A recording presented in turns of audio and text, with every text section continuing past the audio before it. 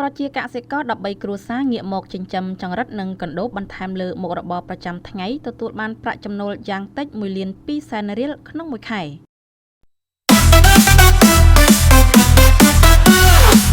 ប្រជាកសិករ13គ្រួសាររស់នៅក្នុងឃុំច្រនៀងស្រុកតាំងគោកខេត្តកំពង់ធំក្រៅពីការប្រកបរបរធ្វើស្រែចម្ការបាននាំគ្នាងាកមកចិញ្ចឹមចង្រិតនិងកណ្ដូបបន្ថែមពីលើមុខរបរប្រចាំថ្ងៃដោយពួកគាត់អាចរកប្រាក់ចំណូលបានយ៉ាងតិចចន្លោះពី1 លានរៀលទៅ1.2 លានរៀលក្នុងមួយខែដែលអាចជួយទ្រទ្រង់ដល់ជីវភាពរបស់ពួកគាត់បានមួយកម្រិតទៀតប្រជាកសិករបានជម្រាបដល់លោកហាក់មង្ហួតអភិបាលស្រុកតាំងគោកបានដឹកនាំក្រុមការងារចុះពិនិត្យមើលសកម្មភាពចិញ្ចឹមចង្រិតរបស់ប្រជាកសិករជាក់ស្ដែងនាថ្ងៃទី17ខែឧសភាឆ្នាំ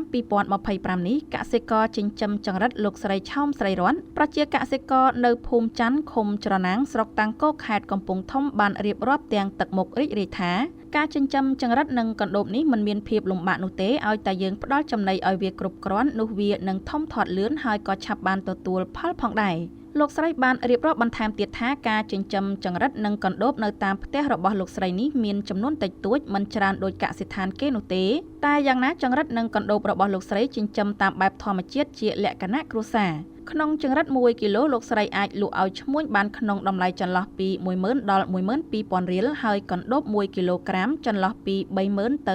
35000រៀលនិងជាមធ្យមលោកស្រីអាចរកចំណូលបានយ៉ាងតិចពី1 លានរៀលទៅជាង1.2 លានរៀលផងដែរនេះឱកាសនោះដែរលោកហាក់មង្ហួតក៏បានលើកទឹកចិត្តដល់ប្រជាកសិករទាំងអស់ឲ្យខិតខំប្រឹងប្រែងពង្រីកការចិញ្ចឹមចង្រិតនិងកណ្ដូបនេះបន្ថែមទៀតដើម្បីតម្រូវការទីផ្សារនិងបង្កើនជីវភាពឲ្យកាន់តែល្អប្រសើរជាងមុនបន្ថែមទៀតបន្ថែមពីនេះលោកហាក់មង្ហួតក៏បានណែនាំដល់អាជ្ញាធរឃុំចុះសួរសុខទុក្ខនិងតាមដានការចិញ្ចឹមចង្រិតនិងកណ្ដូបរបស់ប្រជាកសិករដើម្បីបានដំណើរការទៅដោយរលូនប្រសិនបើមានបញ្ហាអ្វីមួយកើតឡើងត្រូវផ្ដល់នូវដំណោះស្រាយជូនពួកគាត់ឲ្យបានទាន់ពេលវេលាផងដែរ